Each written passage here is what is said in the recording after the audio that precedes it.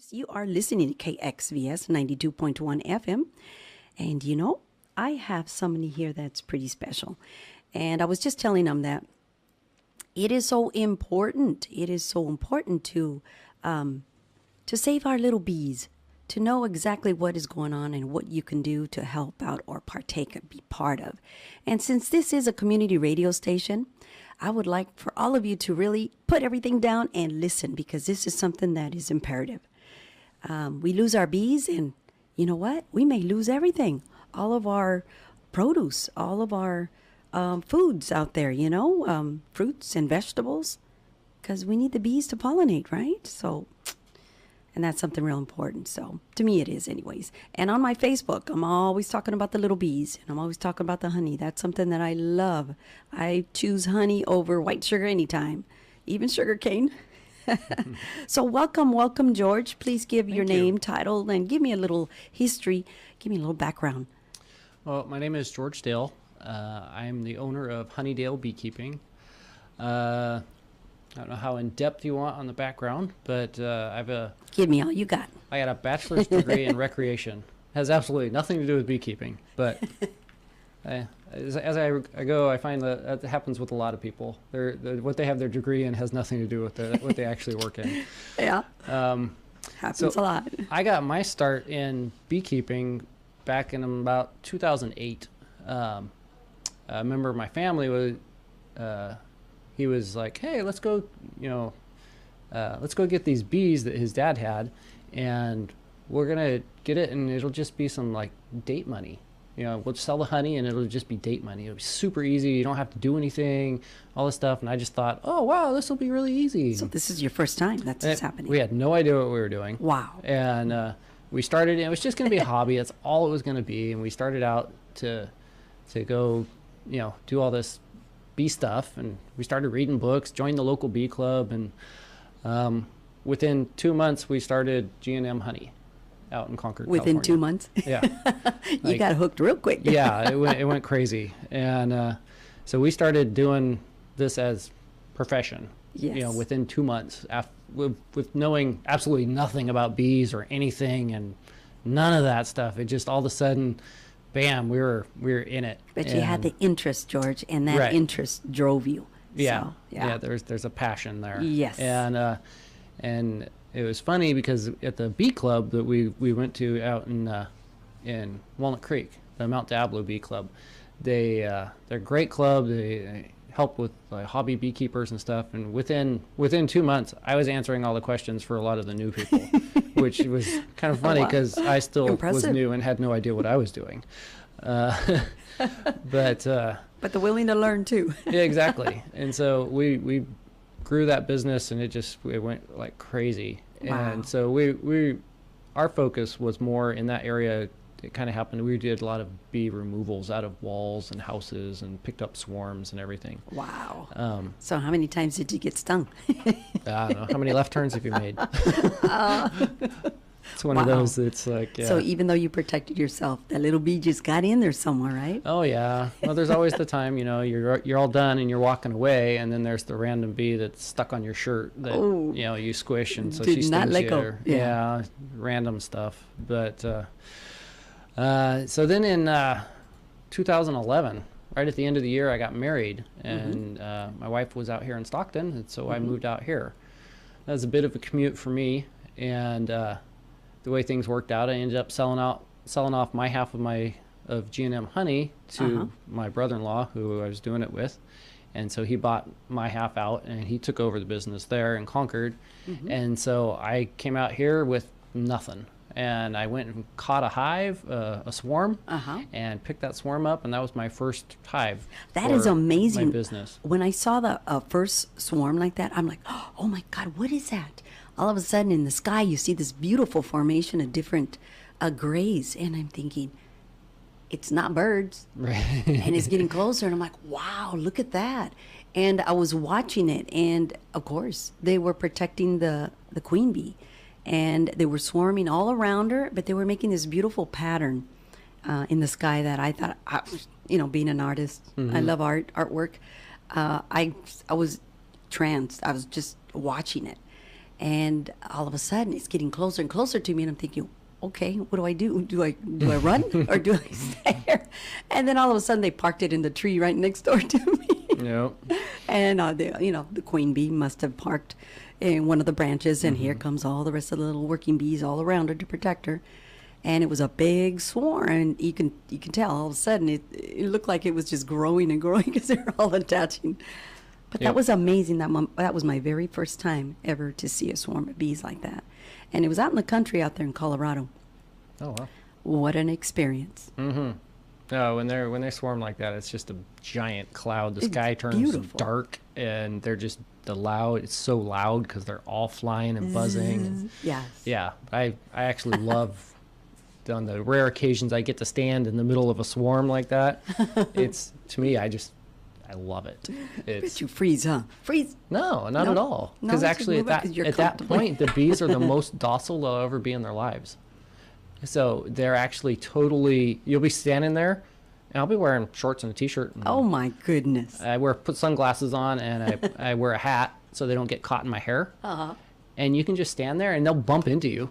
Because they're just flying around, and if you're walking through the thing, they'll bump into you, and they just, they'll bump into you, and they're just like, oh, sorry, and then they just keep on doing their thing, and where'd the queen go? Okay, and they don't even care.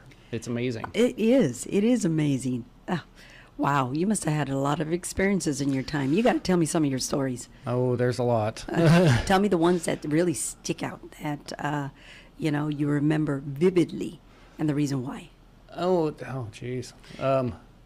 They're probably not ones that you'll find super interesting, but try me. The stuff we did when we started GM Honey there in Concord, I was working with my brother-in-law, and the stuff we did was insane. Because we get calls to remove bees out of buildings and people's homes, huh? Yeah, inside or underneath the one of the ones roof? That really sticks out. It was this sports club in Lafayette. Oh, and. All the bodies in there, all the people. Well, we came at night, so because they had an outdoor pool and stuff, and we didn't want to be doing the removal with all the people around. So they did it, after hours. Smart. And so we're there. It's like 11 o'clock at night, and we're out. And the way where it was located was on the entranceway, is big, entranceway over, the main doors were there, but the bees were up above, so it was like 2 stories up. Okay. And there was. We didn't have a ladder. Ladders. Oh, well, we didn't have a ladder that got up that high. Right. Or, anything else. And so, I did rock climbing, when I was younger. And so did my brother-in-law. And so we're like, hey, this is a good excuse for the business to buy rock climbing gear. And so we went out and got some stuff. And my brother-in-law rappelled down from the roof in a bee suit, wearing a harness, and he rappelled down, and I'm, belayed him and lowered him down. And so we're doing rock climbing off a building in bee suits, removing bees out of a Did anybody take a picture of that? I don't think we did. Oh, when you do stuff like that, you got to take a picture. Yeah. It's just crazy stuff that we just got to do. So many fun things like that. That it was just amazing. Well, that's what makes your job fun. You're doing something awesome, and I truly believe in saving that little bee, doing whatever you can to save that little swarm, because it's important. Yep. And, when I came across this, I'm not sure if you see it, but I thought this is amazing because someone built this little home, and this little home houses, I don't know how many bees in there. And it's a normal beehive. Yeah, but it's built like a little house. And as he takes out that piece of metal, he turns it. And as he turns it, the cones inside, as they're full, they break apart. And when they break apart, it causes the honey to flow down. And of course, they put their jar right in front, and I don't know how many jars they get once they do that. See how they did it right there? Did you see that? And so I thought to myself, oh my goodness, that's a genius idea. And they just fill up the containers, the jar containers with honey, and keep putting more and more, and it just keeps filling up. And before you know it, they have a whole little mountain full of jars of honey. And it shows the inside how, of course, they're building and how they're putting their honey in there. And I thought this was a genius idea. Somebody really thought this out. And I thought, wow. I could see you investing in this. I can see other beekeepers investing in this. Look at that. See that? Mm-hmm. See how many honey jars they filled up? And that little home, it looks just like a normal little house. It's just a miniature one for bees. And I thought that was so sweet. So I've been posting it, and people keep hitting it. Yeah. And they love it, and the comments are positive. And someday, if I'm ever out in the country, I'm going to be doing that. Because I actually almost did that in Colorado. And it was this one tree. It had a big old hole in it. And sure enough, there was little bees in there and building the nest. But I never did. I figured, no, I'm going to respect that. And that's their little home, and leave it alone and let it grow. So I never did build one of these. And I thought, if I ever, I know where the bees are at, and we'll do it then. But it didn't happen, but that's okay. I came back home, and I'm home to stay here because, of course, this is the area I was raised in. Home is home. So maybe someday when I could find a little house out in the country, I might be calling you. Yeah. So give me another one of your little stories, because I love your stories. And how is it that we can also be part of saving the bee out there? What is it that we can do? The biggest thing I usually tell people is the best way you can help save the bees. I mean, you can donate to research and stuff like that, which we desperately need. Donate to research. But even more than like the flow hive, which is what you're looking at, yes, or other stuff like that, I think the top two ways that the average person can help save bees is to buy honey from your local beekeeper. Definitely. And if you're going to donate money, donate it to research. Research. Because that's what we need the most. We're having, in the bee industry, we're having huge problems. I can Tell me about some of those problems. Scary pictures. Last year, the previous year, 2016, during almond bloom, we had 80,000 colonies of bees. So each one of those boxes is one colony. Yes. 80,000 of them were killed due to pesticide sprays. Oh my goodness. So the farmer that was paying the beekeeper to have the bees there sprayed his trees and killed the bees. Killed his own bees. Right. Oh my goodness. Right. He killed his own bees while trying to save his crop. So he ended up not getting his crop pollinated as well because he killed the bees. And killed his crops. Right. It kind of didn't make sense. No, and so there's some definite rules the bee industry is really working on to help the farmers. We've set up some best management practices and stuff like that for the beekeepers and for the farmers as well. Right. There's simple things that they can do. A lot of the sprays, if they spray them at night when the bees are all inside their home, they're inside their hive. If they spray at night, the chemicals dry by morning. And so the bees then go out and it doesn't cause any problems. But a lot of them don't want to work at night. They don't want to spray during the night. And so they'll go out and they'll start in the afternoon when the bees are still out and the flowers are open. They're collecting. Right. All the honey. And they've got some stuff that is really not great for bees. Like they've got one that's it's labeled as safe for bees. Right. Because you can take an adult bee and you can dip it in the stuff and it doesn't bother the adult bee. But what this type of pesticide is it's a growth inhibitor. Mm-hmm. And so what it does is it makes it so a bee can't progress from the different stages of life. And so, poor little bees. well, and it's not meant for the bees. It's meant for the the bad bugs in the orchards. Right. And it works pretty good for that stuff. But you can take an adult bee in and dip it in it, and it doesn't. You can spray it all over them, do everything, and it won't hurt the adult bees. But when that adult bee goes back to the beehive and starts crawling around, well, bees start out as an egg, and then they're a larva and a pupa, and then they metamorph. They create a little shell inside their, just like caterpillars, and like a cocoon. And they transform into an adult bee. Well, each one of those stages is a stage that growth inhibitor prevents, and so you don't notice it in the orchard. About 3 weeks later, though, because that's the cycle, about 3 weeks later, the colony collapses and dies because that whole 2 or 3 generations of bees that were developing can't develop and they die. And so then the population drops. And so then they can't support themselves. So there's that one. That's a pretty bad one. We had some other ones. We actually just won a lawsuit against the EPA about one of the chemicals. I think it's the neonicotinoids. Okay. That's been a big one in the press and everything lately. It's banned in Europe and stuff like that. But here in America, it's labeled. Yeah. I'm writing it down. It's labeled as safe for bees, but really, in reality, it's not, right? Well, what we found out is the EPA didn't actually test it. Oh. They have this policy, if you're like in good standing with the EPA as a company, then when you introduce a new pesticide or whatever it is, they go, oh, well, you're on our good list, so, and they just send it through. They don't actually test it to see if it's actually good or bad for the environment or anything else. And so they got caught, and we finally just a couple weeks ago, I think it was, that just actually we took it to court, and they said that it was illegally passed. And so, well, you know what, I applaud you. Thank you for doing that, because you know what, if you don't do that, and if no one takes the initiative to act on that, then they'll continue to do that. So I am so happy that did happen, that did occur. Yep. Because it's slapping their hands, no, they got a test. Oh my goodness, I don't understand that. Yep. Yeah, it's crazy stuff. And so, there's a lot of crazy things that happen out there that really affect, everything we do.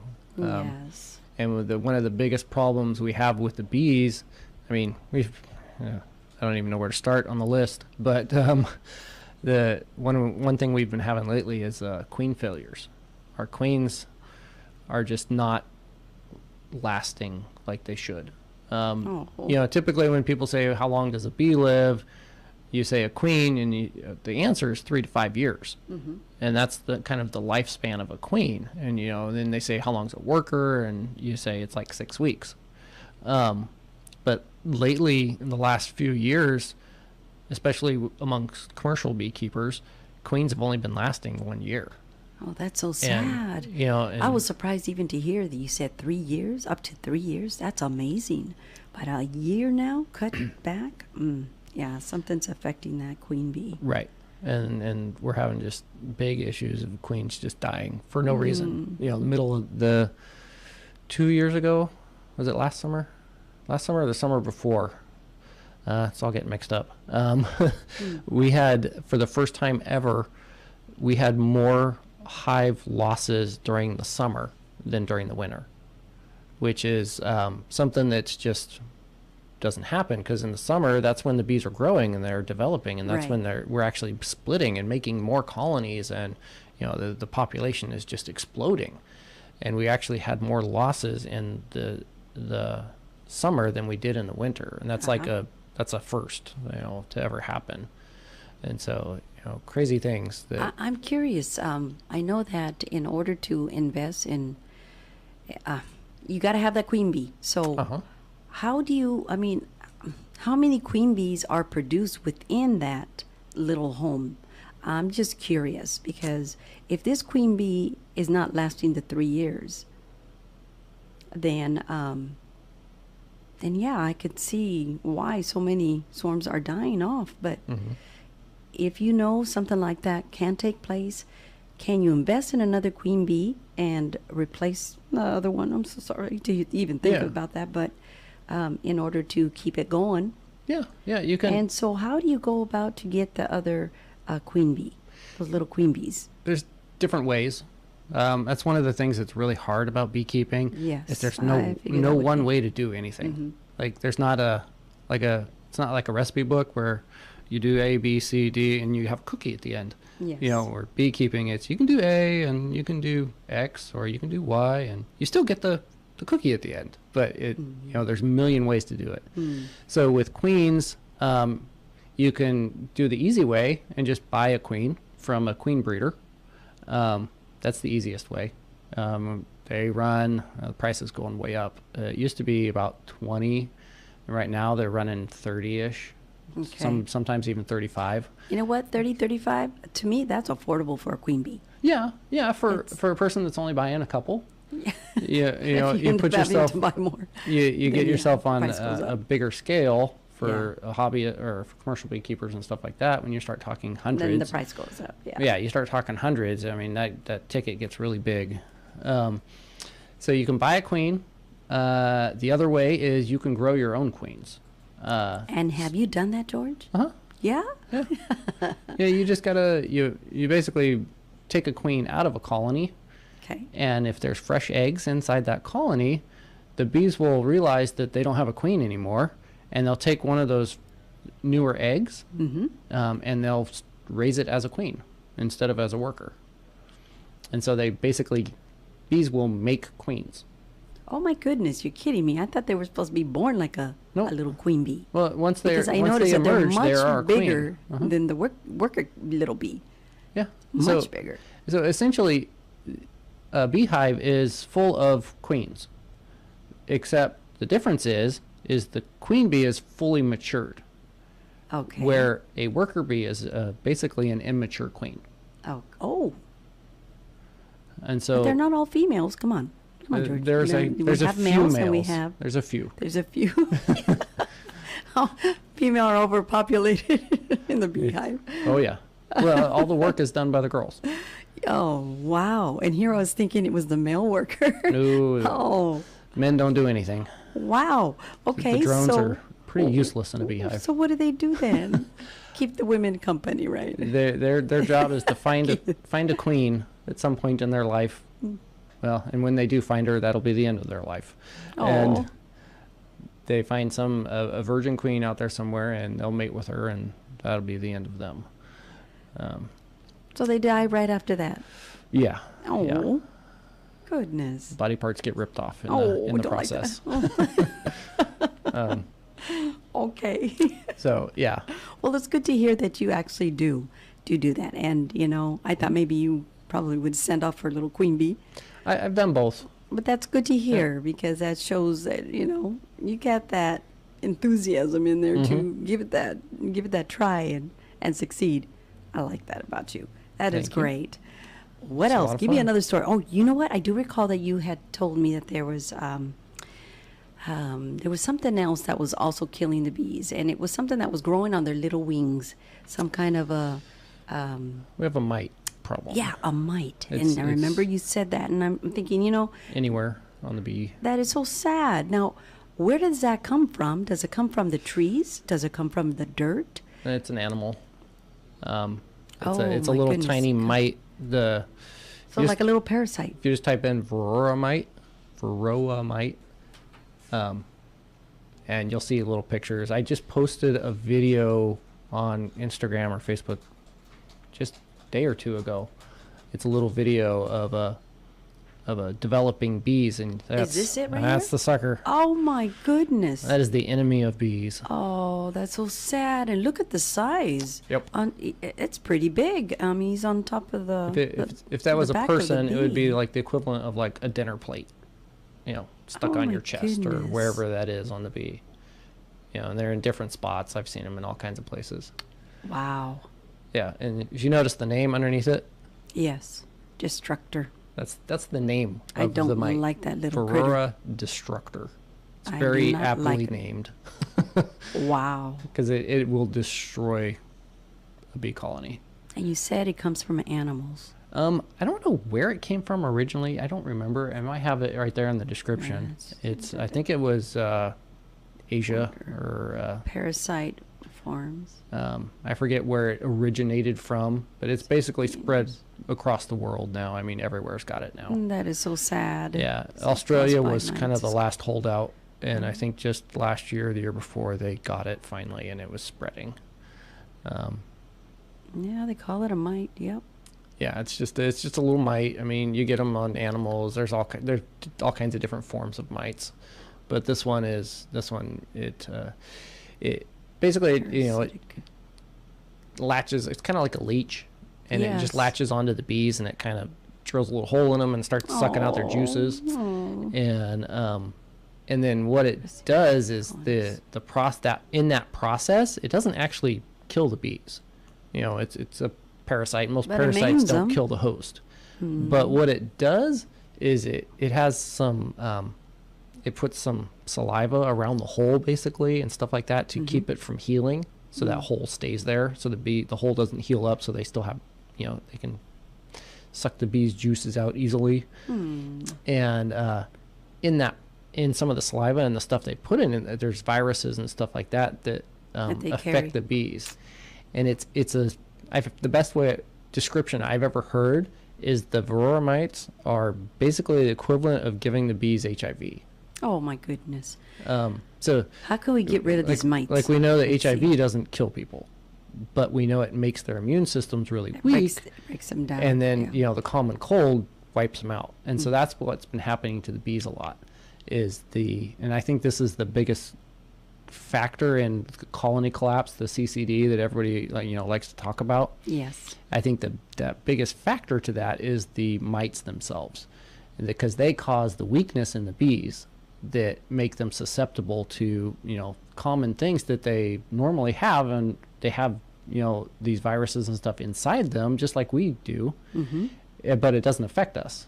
And so when the mites get in there, they weaken their immune system, and then things that don't normally bother them at all, they just wipe them out. Okay. And now there is something here that they're talking about that does get rid of it.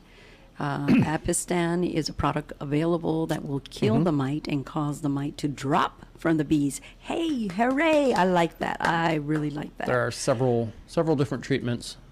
And it says 2 strips should be illegal hung. and illegal. Yeah.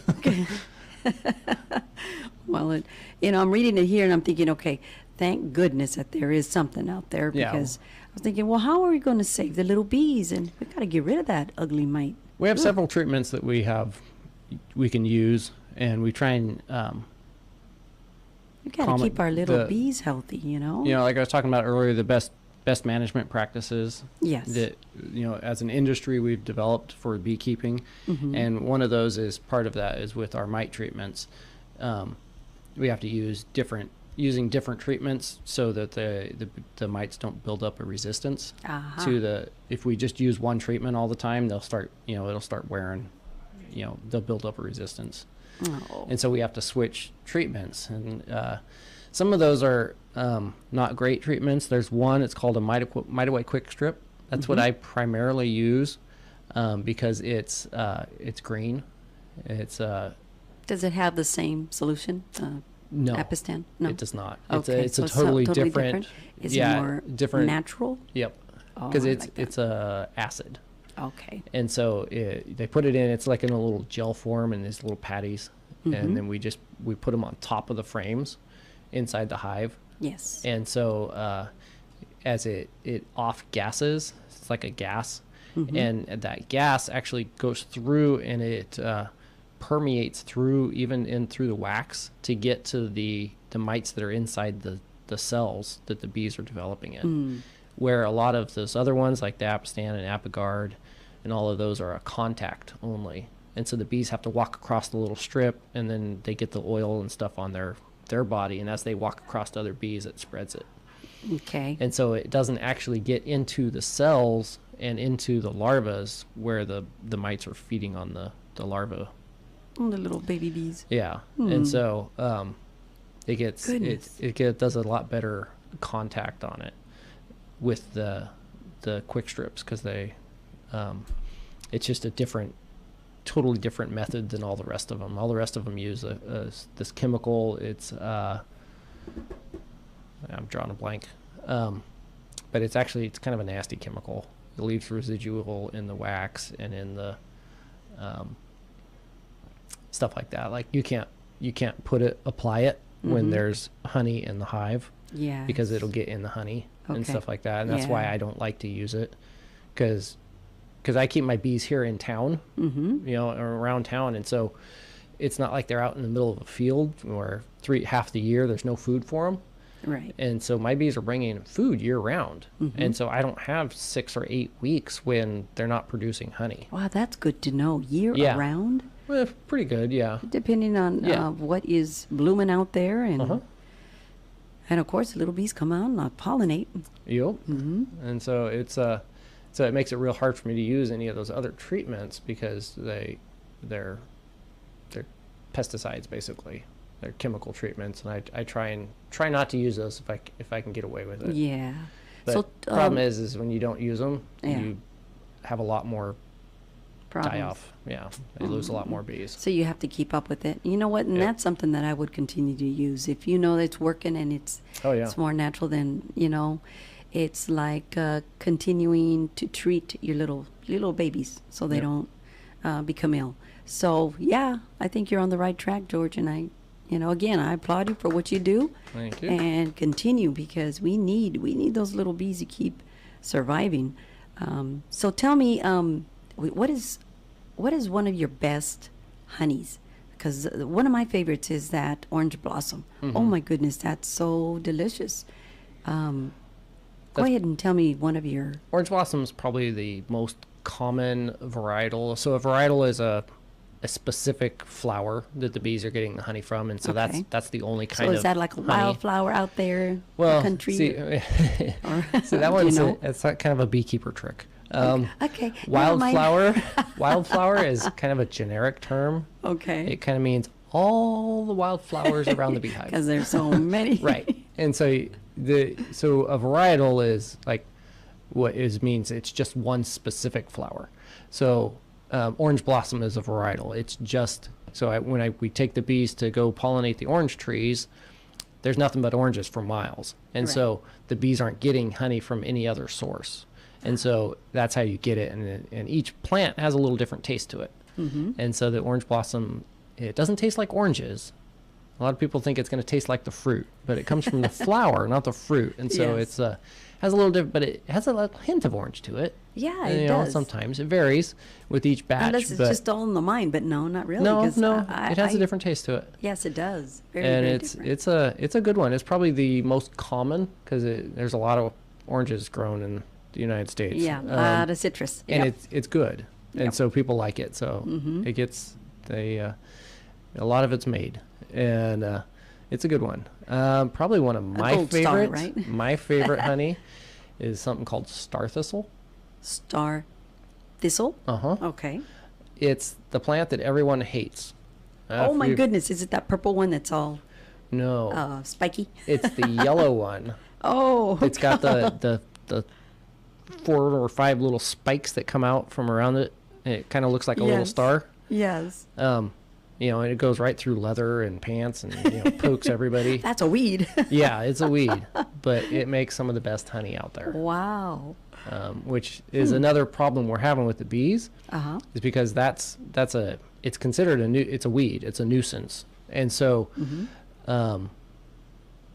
especially cattle ranchers, they hate the thing because it causes problems with their cows. It pokes the spikes poke the cows, and it causes sores, and so they have to treat them, and infections and stuff like that. So I get that, and so they're on like this mission to eradicate the star thistle. Oh, and then beekeepers go, star thistle? Oh. And they get all excited. No, the beekeepers want it because that makes the yummy honey. And so yes, it does. So that's something that maybe you ought to look into. If you have a little piece of land that you could grow as much as you want because that's your property.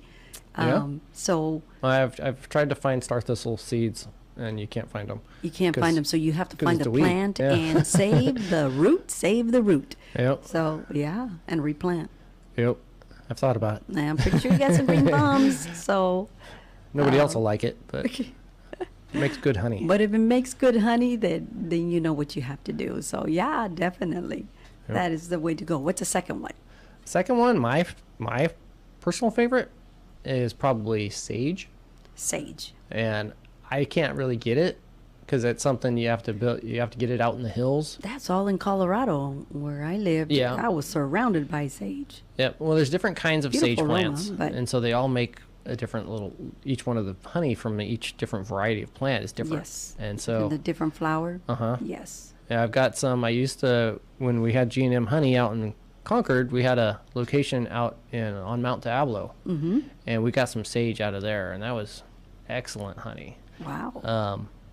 And then we had another location right, a buddy of mine had the yard right in Lafayette. It was right across the street from the high school on Mount Dabbler Road. Yes, yes. And you couldn't see it. It was kind of tucked up in the hill there, but we made star thistle honey there, and it was excellent. And but now that location's gone because they're building houses. Oh no! So you wiped it out. Yeah, and so a lot of our locations where we're trying to, good locations to have bees, so that because they produce and they have lots of food for them, they're all disappearing because we're growing houses instead of plants. Instead of wildflowers. Yep. Darn it. And so that's another one of the many issues that we're having with the bees is the loss of habitat and locations to put them. So I know that for me here in Stockton, that's my biggest problem is trying to find locations that I can put more than 5 beehives at. People are willing to have them in their backyard, but when I look for a location, I want to have more than 10 colonies there. Yes, I remember when I was a child, the fields. Oh my goodness, fields upon fields. Even behind the West Lane Bowl, all that was just wheat fields. Fields. And now I think back and I say, wow, Stockton has really grown. It's really developed overnight. Yep. All those fields gone. They're all homes and estates and. And in order for you to be able to do what you love, you might have to go more further out in the country. And but then again, if it's something that you love doing, I'd do it in a heartbeat if that was my business. Oh yeah. So you got to do what you got to do, and if you want to continue with beekeeping. But definitely, those are good things. I want to. Is there any other things that we should know to be able to help the little bee to survive? And I know that's planting flowers and keeping up with your garden, whether vegetables or fruits. And my mom is superb.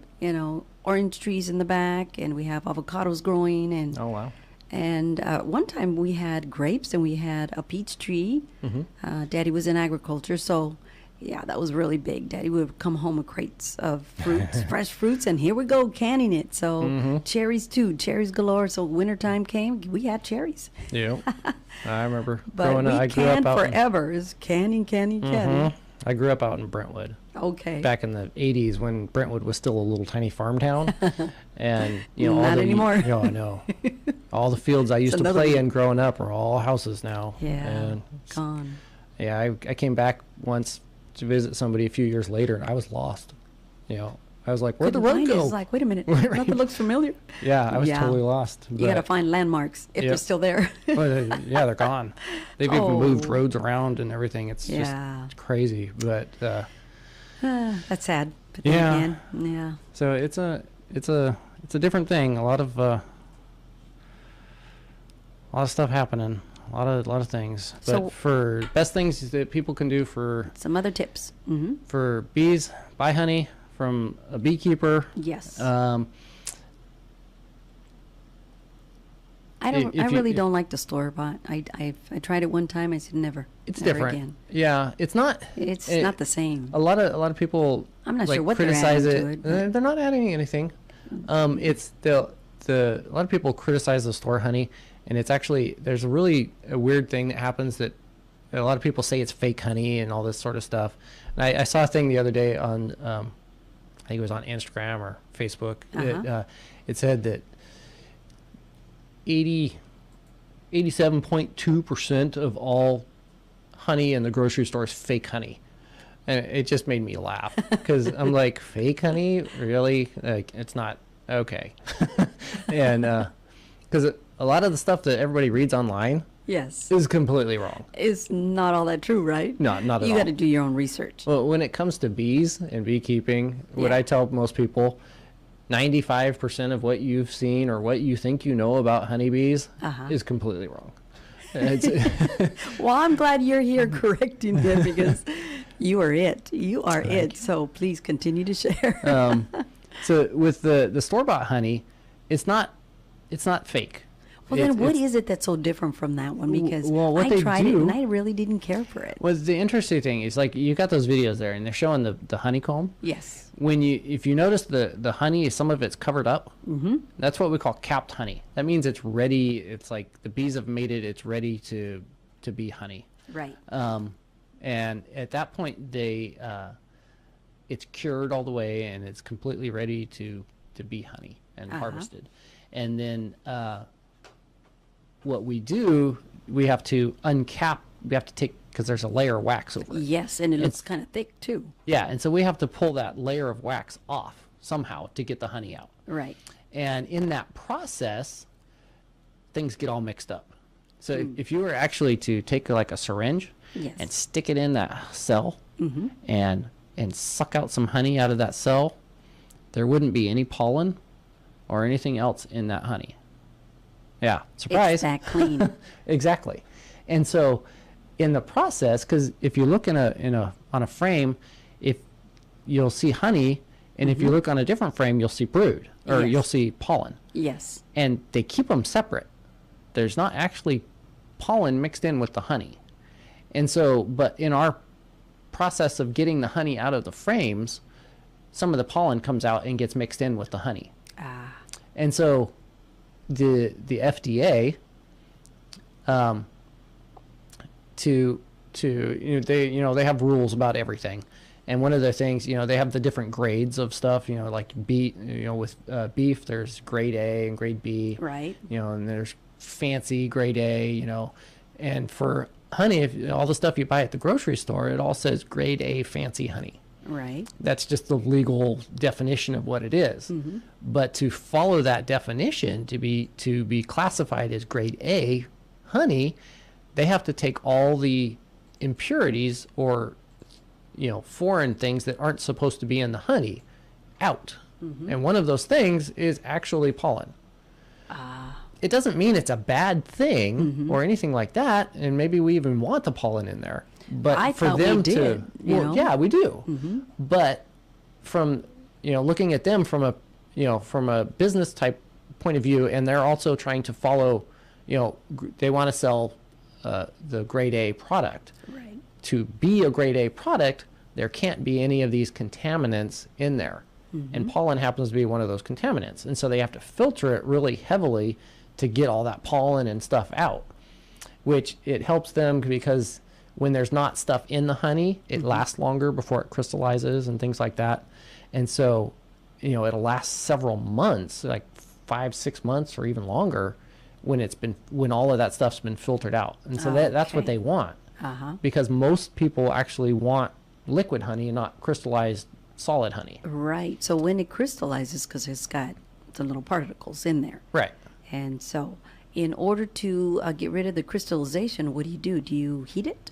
You can warm it, yeah. Heat it? You don't want to cook it. But you can warm it. Kind of my example is like how you would warm a bottle for a baby. Yes. Warm it up that way under some hot water. You don't want to cook it. A lot of people will stick it in the microwave. Mistake, right? Well, yeah, it won't affect the flavor. But a lot of people are, very into the raw and natural and, that sort of stuff. If you're sticking it in the microwave, you're cooking it. And not only that, but they say anything that you warm in the microwave, you kill whatever nutrients are in there. So that's something to consider. Right. And so yeah. Well, and it kind of just depends why you're taking the honey. If you're taking it for allergies and you want all of that stuff that's in the honey, then you definitely don't want to put it in the microwave. You do want the pollen. But if you just like it and you like honey and you're using it instead of sugar, instead of, cane sugar, who cares? Exactly. Throw it in the microwave. It's not gonna, putting it in the microwave isn't gonna matter because at that point you're using it as a sugar substitute and you're not taking it for the enzymes and all of the good stuff that's in it. Well, I'd leave all the good stuff in it because I truly believe in that. So well, so do I. Yeah. I'm a definite believer in there. But if that's not what you're taking it for, you're not taking it specifically as like medicine, for your allergies or something like that. If you put it in the microwave, it's not going to hurt you. It's not going to make it taste bad or anything like that. It just kind of kills some of the medicinal values in it. Yeah. So George, tell me, where can we find you next? Where can we buy your honey? Do you have a honey store? Do you have a link? Or do you have something that people can follow you with? Give that information. I know I have the number up, but you might want to give the number too. Okay. I am my business name is Dale Beekeeping. I mostly do like little shows, stock market that's here downtown. It's going to be at the park right behind the Save Mart now. Okay. They just moved locations again. And that's coming up the 15th, this next Saturday. Okay, the park. You're talking the one off Alpine, correct? Yeah, Alpine Is that the and park Pacific. you're talking about? Yep. Okay, gotcha. And they just moved that location. It used to be right on Pacific on Miracle Mile. Oh, that's right. Huh? Yeah, and so they just moved it. So I do that every month during the summer. That's the third Saturday. So stock market, lots of cool stuff there too. Okay. And then I'll be at Asparagus Festival the following weekend. And then I just started an Etsy store. So I'm online. If you want to look up that, it's Honeydale Bees on Etsy. I don't have anything listed really because my varieties change all the time. Like, I only get so many gallons of that honey, and when it sells out, I just, I have other honeys. And so I don't have anything listed up there. I have like one little 2-ounce bear listed. Mm-hmm. But if you just message me on there or call me on my phone, we can work it out and get you what you need. Cool. I usually just meet people. I don't have a store really that I sell at. Well, I know that you attend a lot of events, a lot of festivals, so it's good to see you out there. I'm glad that you are doing that because you are letting people know exactly what you do, and not only that, but letting them taste your honey. Oh yeah. You let them sample, and when you sample, I mean, I remember I sampled, I'm like, oh, this is good. This one's good too. Oh my goodness, they're all good. And so I got to the point where I didn't know which one to choose. But that's good because most people don't know there's different kinds of honey. Yeah. They think, oh, there's just honey. Yeah, it's all the same. No, it isn't. It isn't. Different tastes. And like I said, my favorite was the orange blossom. Very, very good. Very tasty.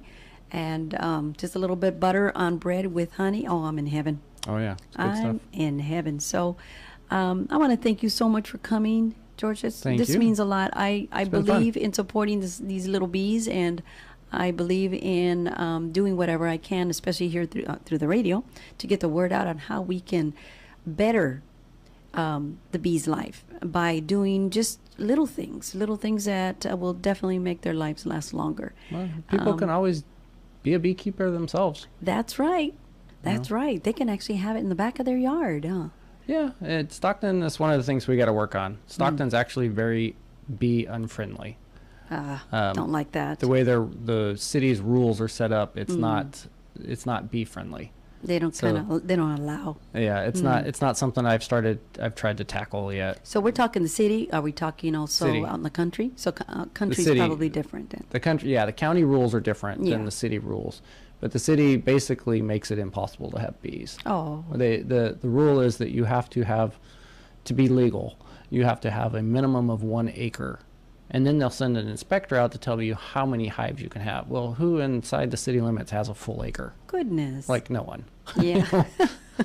So it sounds to me like they're trying to make it impossible for anybody to do that. So. And I'm sure that's a really old law. Well, maybe that's something that we ought to look into, maybe changing. Yeah. Because it would be nice if people can have, their own little beehives in the back. And like I said, that's helping us. That's helping everything getting pollinated, Yep. So we need the little bees. Yep. As long as they're willing to be responsible about it. And I have a joke I like to tell people. Let's hear it. You want to be a beekeeper, not a bee haver. Beekeeper, not a bee haver. Right. Because there's some people that have bees, but they don't actually keep them. And so there's a beehive in their backyard. Okay. But they don't ever check it. They don't ever do anything with it. Oh, they just kind of abandoned it. Right. And then once or twice a year, they'll go out and collect the honey. And that's all they do. And that's when I got into bees, that's what I was told. That's all you have to do. He's like, oh, like my dad just goes and collects the bee. He goes out like once or twice a year and he collects the honey. And I was like, okay. And that's all we got to do. Okay. You know, free money basically. And then we started actually getting into it and learning about it. And it's actually, it's about a work. I mean, not a ton, but I tell people it's about 50 hours a year, which is an hour a week, which for a hobby, that's nothing. That's nothing. That is nothing. No. And especially if it's a hobby and you enjoy it. Oh, yeah. And that's a passion. Well, it's not work. Well, and it was funny. I was giving somebody a lesson just the other day. And good to hear you're teaching. Yeah. There's interest out there. I do that out at the Box Track Community Farm. Yes, I know where that's at. The lesson I was doing, she got done and she was just like astounded. She was like, I can't believe how comfortable I was around all the bees. She's like, most people get really scared, but once you put your suit on and you're covered up, she got out there and she just realized that this is fun. Like, she got there, pull the frame out and see the bees crawling around on it. And she was like, this is amazing. I think she got hooked there. Yeah. George. And then I got the email like, I want to buy some bees from you. And I want to, what do I got to do to get started? This and that. Yeah. Yeah. It was great. And I love just telling people about it. And explaining. That's why when the weather's good, if I can, if I've got time, I always try and bring what's called an observation hive. Yes. It's a little, just a couple frames out of a box that you can, with glass on it so you can see it. And so I take those to schools and I do all sort of stuff like that. That's wonderful because the kids really get a lot out of it. It's amazing. Oh, and not only that, but you're teaching them. Yeah. To respect the little bees. And we need to do that more often and let them know exactly what they do for us and how important the bee is, So, yeah. Thank you so much, George. Thank you. I have to applaud you. Appreciate it. I love what you do. Continue doing total success. I'm always going to be supporting you, buying your honey. All right. I'm still not done with it, but I still have one more jar. But I've been enjoying it. That's right. You bought a lot. Yes. And my sister, too. She's like, this is good. I said, yeah. I said, Anna, you need to buy from him. Right now, we need to go back and buy from him. She's like, okay. So definitely you have us for our support and buyers. And I urge everybody else out there, give George a chance, George Dale. His honeybee is delicious. Every single jar is good. So... yeah, support him, look for him, and we have a number. Give the number out one more time, George, and maybe your link. My cell phone number is area code 209-270-9521. And that's, I'm here in Stockton, and if it has to do with bees, you can give me a call. I probably know about it. Wonderful. You heard it. You heard it right here at KXVS 92.1 FM. And I enjoy individuals that do things like that because they're making a difference. And so I urge everybody to support him. And you know what? Check him out because he's in a lot of festivals. And I'm always looking for him too. So when you do see him, buy some of his honey, check it out. And I'm pretty sure you won't regret it. Not only that, but remember, let's help those little bees to survive. They're so important. We need to have that happen. And, of course, George mentioned all the things that we can do. So let's continue to do that. I will put this up on Facebook or YouTube, so that way you can actually view this interview again and again. And maybe you might even want to share it. Share it with your family and friends and let them view it too, so they too can enjoy and maybe even become a beekeeper. You just never know. So thank you again, George. I really do appreciate you and your time. And I know, you're probably busy and getting ready.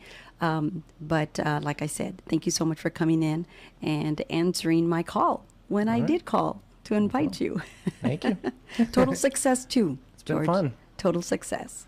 All right. Thank you so much. Thank you.